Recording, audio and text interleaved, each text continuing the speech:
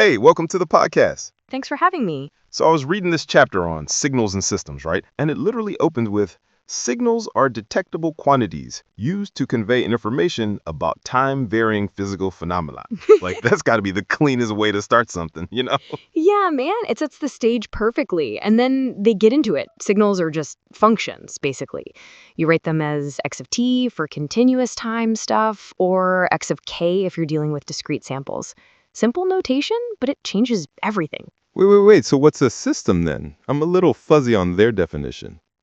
Okay, so they're pretty clear about it. A system is just something that takes in signals, your inputs, and spits out different signals as outputs, like an RLC circuit, a microphone recording sound, a camera. They're all systems doing that. Right. Yeah, they had all these examples in the figure. An RLC circuit, audio recording, a camera, a thermometer. Can we just walk through each one quick? I want to actually visualize this stuff. Oh, yeah, totally. So RLC, you put a voltage in and you get an output across a capacitor, usually something wavy like a sine wave. Audio recorder is simple. Sound goes in, becomes an electrical waveform that gets recorded. Camera's cooler. Light hits this 2D panel, creates a spatial signal. And a thermometer, temperature changes the resistance, and this little sensor converts to voltage. So inputs and outputs can be one-dimensional in time or spatial in two dimensions. Okay, so that brings us to continuous versus discrete, right? They used x of t for one and x of k for the other. How does sampling fit into that? Like, give me an example from the book. So continuous time signals exist for every single moment, right? Discrete time signals only exist at specific points, like every quarter second or whatever. They use this interval t, and so you're sampling at t equals k times t. One example they show, sine of pi t becomes sine of 0.25 pi k when you sample it every quarter second. And then there's analog versus digital on top of that, which is different. They have that CD example, 44,100 samples per second and 16-bit something. That's wild. Yeah, exactly. So analog means the amplitude can be literally any number. Digital means you're chopping it into a fixed number of levels. With CDs, you're sampling 44,100 times a second and then quantizing each sample into one of 65,000-ish levels. That's what 16-bit means. Two completely separate things happening. Okay, so periodic versus aperiodic. All sine waves are periodic in continuous time, right? But they warn that discrete sine waves can be weird. Right. So continuous sine waves, always periodic. You know the formula. Period equals 2 pi over omega. But discrete sine waves are trickier. They're only periodic if a certain ratio is a rational number. Like if that ratio is 1/24th, it's periodic. But if it's some irrational thing, it's not. Oh, so you could sample a periodic signal the wrong way and end up with something that doesn't repeat. That's actually pretty subtle. Exactly. And it matters in practice. You pick the wrong sampling rate, you can destroy the periodicity of what you're measuring. Also, they talk about harmonics, like how you can build any repeating wave out of multiples of a base frequency. That's the whole Fourier thing coming up. Interpop, let's talk energy and power real quick. They have formulas for that. Which signals are which? So, energy signals have a finite total energy. You integrate the square of the signal over all time and get a number. Power signals have finite average power instead. A decaying exponential, that's energy. A never-ending cosine wave, that's power. The average power is the amplitude squared divided by 2.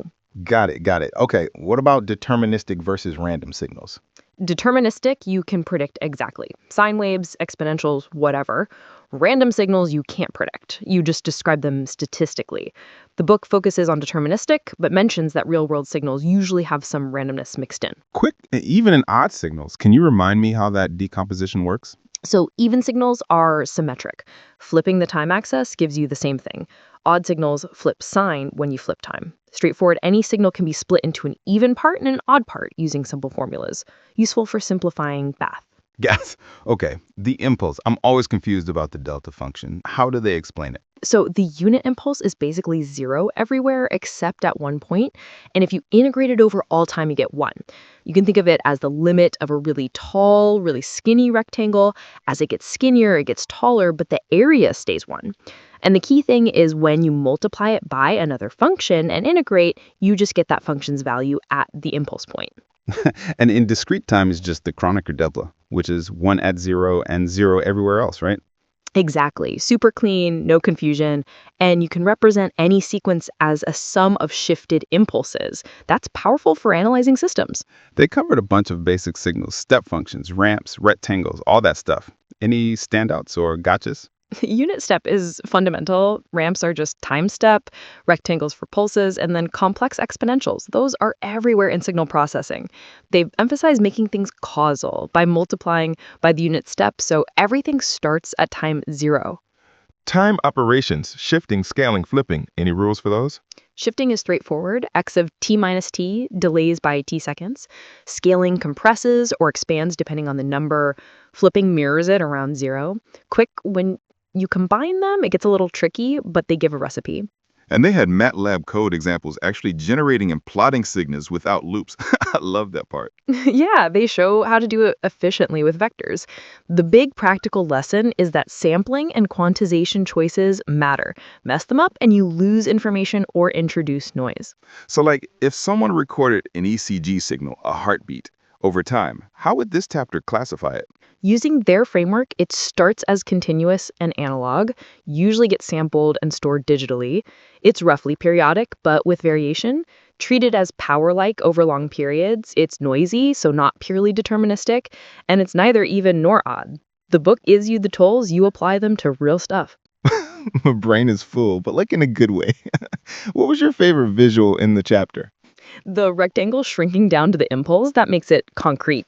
Also, the discrete examples where tiny frequency changes totally break periodicity, that's mind-blowing. Right, like they showed how changing the frequency just the slightest bit made it go from periodic to non-periodic. It's crazy, but cool. That one formula about discrete periodicity, it's small but has huge consequences. Sampling choices can make or break everything. We'll see why when we get to chapter 2 and start analyzing systems. Yeah, that wraps it up. Next time, let's jump into LTS systems and convolution. Thanks for this, man. Yeah, convolution's coming. That's where it gets really fun. See you then.